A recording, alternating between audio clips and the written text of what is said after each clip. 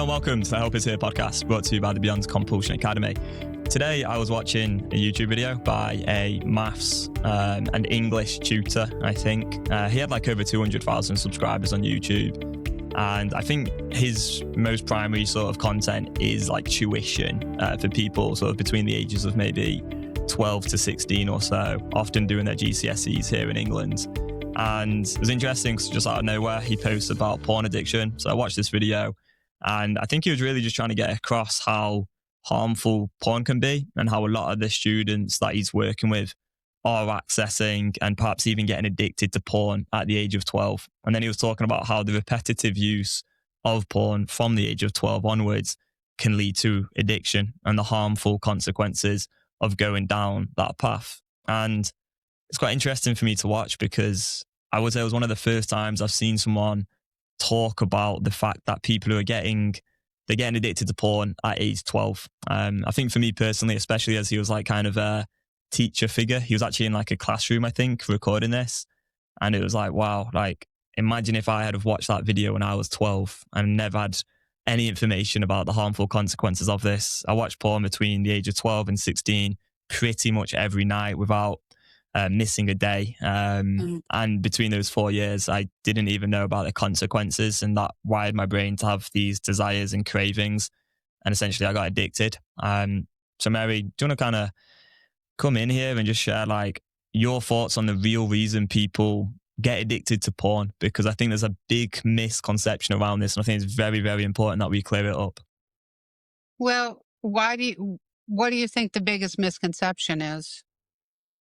I think the biggest misconception is that people are getting addicted to porn because of their lifestyle and maybe a lack of purpose, lack of meaning, bad habits, poor self-image, their identity, trauma, lack of Depression, social anxiety, connection, depression, anxiety, and so on. But when you look at the fact that people are getting addicted to porn at age 12 and they're wiring their brain, and you understand just like some very, very basic neuroscience, it's kind of obvious. It's like, well, surely it's because people are repeatedly engaging in this behavior for many years, and that's going to wire their brain to want to engage in that behavior.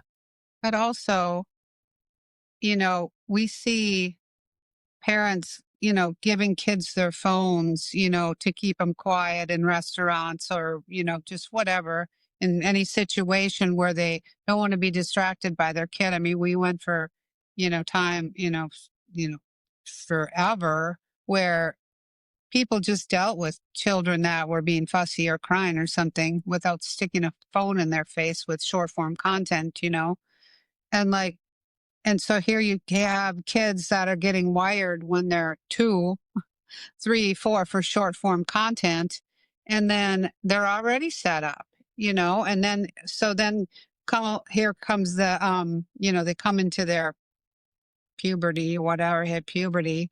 And then there's exposure to social media, Instagram. I mean, I see ads for Instagram all over the place, and promoting it as like this good positive thing where people can connect and whatever. And so then they get their hands on that when they're already wired, I mean, even if parents are like, okay, we'll keep the phones away from the kids until they're 12 or whatever, they're still, now they're going to be on the internet in some way, shape or form for schoolwork, for everything. And then you got the young boys and you got Instagram, you got the women on Instagram who are trying to make money selling their bodies. How are you going to not get addicted to porn? So, Tom, in a while, we haven't really read one of our remember letters so people can really understand where it leads when these boys get addicted to porn at that early age. And I believe we have one here from one of our clients who started watching porn at that very age. If you can share it, that'd be great. I think it would really help people understand the really profound effect of getting addicted to porn at that young age. Yeah, of course. And just to confirm to anyone listening, this client has given us full permission to share this anonymously on the podcast here. So let's get into it then. I write myself once again with the nearest piece of absorbing material. I don't have the tissues on my desk because I don't prepare to relapse, yet I can't resist. I feel completely out of control, powerless, and deeply ashamed of the man I have become. But in reality, I never even had a chance to become a man. On some level, I'm still that boy that first opened a high-speed porn site. I could fulfill my every wish right there in front of the screen in the dark. The light inside of me started to fade. The anxiety and depression started to build. I ran away from life's challenges because they felt overwhelming. I avoided the pains that would make me grow. The boy never had the chance to be initiated into manhood. I got hooked somewhere around 12, and I never saw girls in the same way again. All I saw was body parts, hair, and smiles with a nice scent in the air. The empathy was almost non existent, and all I could feel next to a girl I'm attracted to is shame and fear. I couldn't reveal myself to her because inside I felt weak and disgusting. The best I could do is let her admire me from afar. If she wanted something more, I had to let the disappointment set in on its own. I wanted to stop, but I never knew at what point I'm done. I was always inside of a cycle, but I wasn't aware. My life became a string of streaks. Each streak was dedicated to a future event or some girl I hadn't met yet. Almost every streak ended in disappointment when I decided I'm not good enough for what I want yet. I need more time. All this time, I wasn't gaining anything. I wasn't retaining my energy. I wasn't attracting my ideal life. I was wasting my precious time. The disappointments piled up into regrets. The amount of regrets reached a critical mass, and I was thrown out of my illusions that I was going to make it by now. The truth is in front of me. I didn't make it. Everything is the same. I'm still with the addiction, but even more miserable. The mental energy spent around trying to stop and imagining a life free is enormous. If I wasn't wallowing in shame after a relapse for weeks, then I was coming up with self-improvement and business plans that would be fueled by my streaks. Not once did I imagine that I didn't have to do a streak and I could just stop forever and I wouldn't explode. Yeah, take that in for a minute. 12 years old. Yeah, that is a one of many of the same kind of letters that these guys write. There's nobody out there that's, well, some people are glamorizing, sorry, Barack, little noisy boy, that people are trying to glamorize the addiction because they're in the dilemma, which we talked about on our last podcast, that they don't know how to get out of, so that they try to glamorize it. Now, when these guys, write their remember letters, they're kind of just stripping it down to like, okay, this really is the reality of being stuck in this addiction. And I think that, if parents can hear this, I don't know that they're still probably going to install blockers and do the things, but if some of the young guys out there that are being exposed to porn at that young age can hear this, that maybe that there's some hope that we can shed some light on what is really happening with this problem, and maybe go against the masses that are starting to normalize it and glamorize it, and just I feel like too that the whole social media thing is like it's a big ask for parents too, because there's so many parents that are addicted to social media, and it's like, how can they tell their kids not to do it when they're doing it, or they're doing it, to whatever, for whatever reason, just being addicted to it. But then if they stop doing it, then they gotta, actually deal with their kids. And, it's a big ask when they're stuck in addictions as well. I mean, I think that, with the work that we're doing here, people can start to understand that there is another option, than other than just being like, we're so deep in addiction on every level. And then with social media starting at such a young age, parents addicted to social media, it's just this perpetual cycle of just getting worse and worse and worse, But I think that because people don't know that it's possible to actually live a different way and like go against this grain, you know, they're going to get resistance from everybody around them when they go against the grain because everybody wants to just keep doing this thing, and but I think with understanding and getting, more and more people that are part of the Beyond Compulsion Academy, seeing that, getting far enough away from it that they can look and go, okay, wait a second, this living in this, virtual world of social media, it's not serving me. It's not serving anybody around me. It's not really living, it's living a virtual life on a screen, and the more people we can, show that it's possible to actually live a fulfilling life without that, the better. And then, but we're going to have just this whole generation of kids that we've basically allowed to become addicted to social media and then porn, of course, because that's just part of the deal with social media. It's can't really be avoided. But, we're doing the work we can. And, thanks to the guys that, let us share their personal experience, because I think that is one of the most powerful things that we can provide is like, this is the Yeah. reality, you know?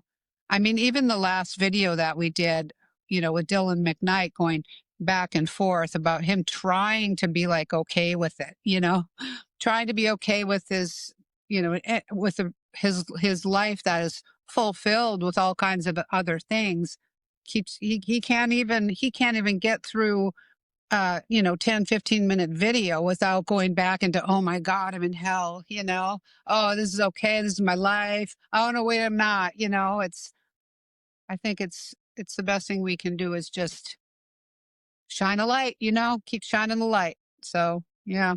I think one of the most important things from an educational standpoint is the understanding that it's okay to have certain desires, and there is nothing wrong with people for having those desires and understanding where that desire is coming from.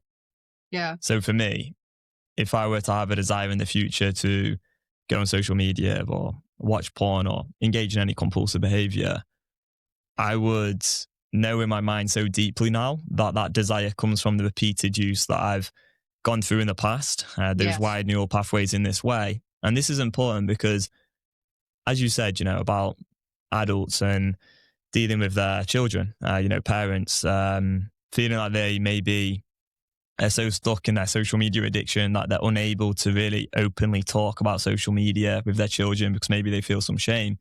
But I think for most adults, they're also, especially, fathers, that they're stuck in porn addictions, right? Or they're watching porn and they don't really know how to have that conversation with their children because they probably feel a lot of shame that they still have the desires themselves. Yeah. And so it's like, well, Hypocrisy. Yeah. yeah. And so they're They feel not going like to be very hypocrites. open.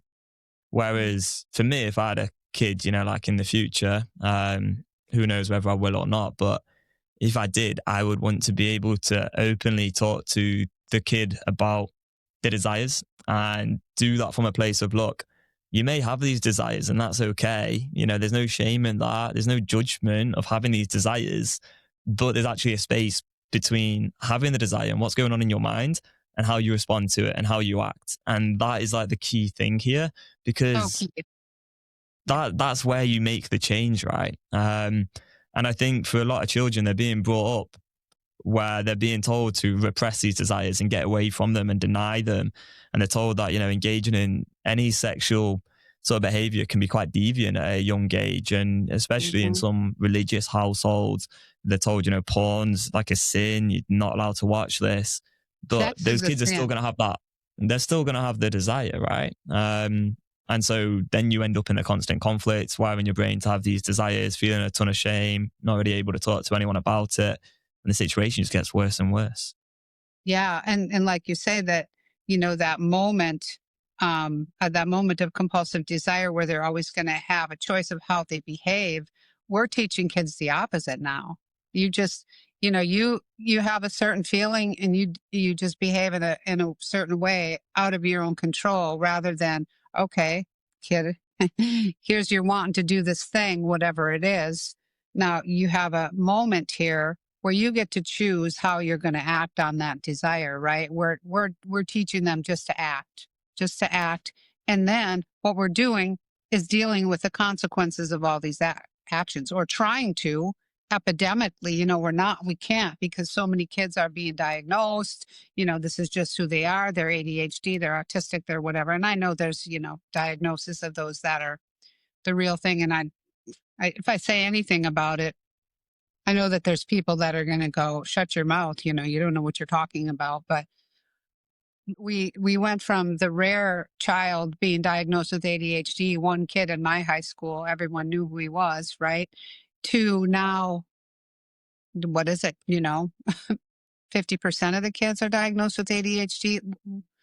Why don't we try to take a look at this rather than ignoring it, like, we're judging somebody or whatever, rather than going, there's a real problem here. And one of the things that I would like to see, and like that makes me feel like hopeful and stuff, is like, our clients that have kids, that have boys, young boys, or that are going to, that they have this education now, and they could sit down with their own remember letters at an appropriate time, even when the kids are younger, start that education around social media. And then when they're a little bit more appropriate age, go, hey, this is what happened to me. And this is what it did to my life. And read their remember letters to their young boys and go, that what could be more powerful than that in affecting the kid, that they're going to, there's things that we learn as kids. We learn not to stick metal in an electric socket, and we don't do it, there's things that we learn and we're wired, but that's up to the parents, to be able to provide that education. It can start here. We can provide the education to the people that are stuck in the addictions, but then to pass it on to kids rather than to just, turn a blind eye because, oh, it's porn. It's like it's you're saying the P word, like they talk about online, like we can't even say the word, it's epidemic, but I don't know. Anyway, I'm going on and on and on. I need my on and on and on meeting. Yeah. What you said earlier, Mary, was quite interesting about how people are, accessing social media from a very young age. And then what can be going on is they can actually be developing a tolerance to social media. So, Yeah. they're kind of getting sick of just sort of going on Instagram or TikTok. And it's like wanting that next sort of hit. And then it leads into, the sexual content. I think especially for young guys. I can imagine now if I was like 12 years old, starting out on Instagram and just scrolling and I saw something sexually provocative, I would almost certainly click on that because one, I probably Of wouldn't course. understand I was even in like a social media addiction. Two, I wouldn't understand the consequences of clicking on the sexually provocative content. And it would excite me, looking at that for the first time, it would excite me. And so I'd look at Sure. that and then, I would go and Yeah. look at more and more.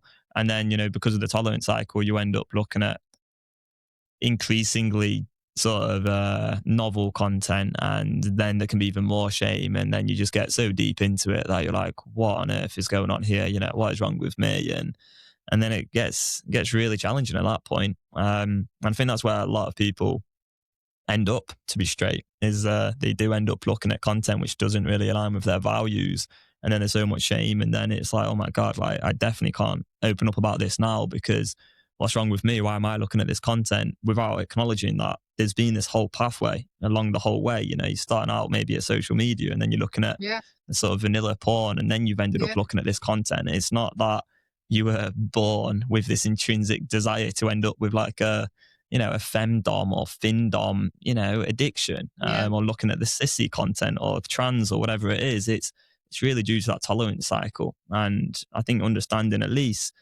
a little bit about that can be useful, not in terms of overcoming the addiction, but at least in alleviating some of the feelings of shame, and then getting into a position where you're actually willing to go get some help and knowing that there's not any judgment here. It's what's going on in the mind that's really the problem, not something that intrinsically wrong with who you are. Yeah. And it's like when we were kids, they taught us, oh, if you smoke pot or you drink or something, that's going to be the gateway to heroin, whatever. But it's like they taught us very clearly, you know, about that possibility, and I feel very strongly that it's the parents now that are teaching the kids that, wanting to change the way you feel with some sort of, I mean, okay, your kid's not taking drugs, right? But the thing is social media is a drug, it's like, but they're going to justify it because, like I said, the parents are on the social media all the time. It's like when I was at the Southwest Community Center or Southwest Community Health Center last month or whatever, and I was holding the door for the dad and his daughter.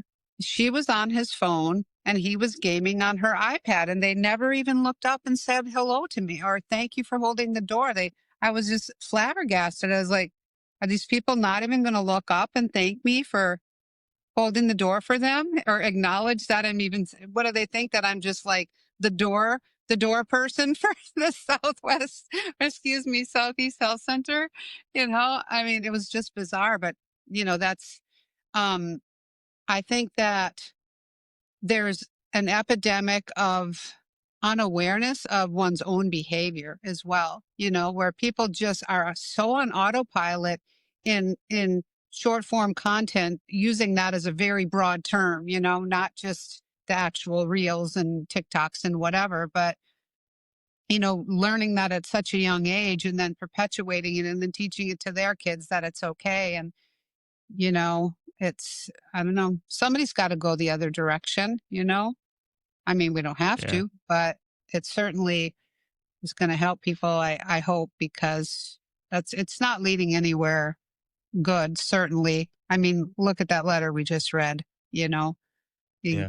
there's Yeah. nothing good about that. It's sad. Exactly. Yeah. Yeah. Okay. Well, I think we should wrap it up here. If you would Yeah. like, then feel free to go and download the Remember Letters booklet, where you can read, Yeah. I think it's like 20 or 30 of those letters 30. there. Yeah. So yeah, it's a free download. So go check it out if you'd like. I'd recommend writing one yourself. Thank you for listening, and we'll see you in the next one. Bye bye. Yeah.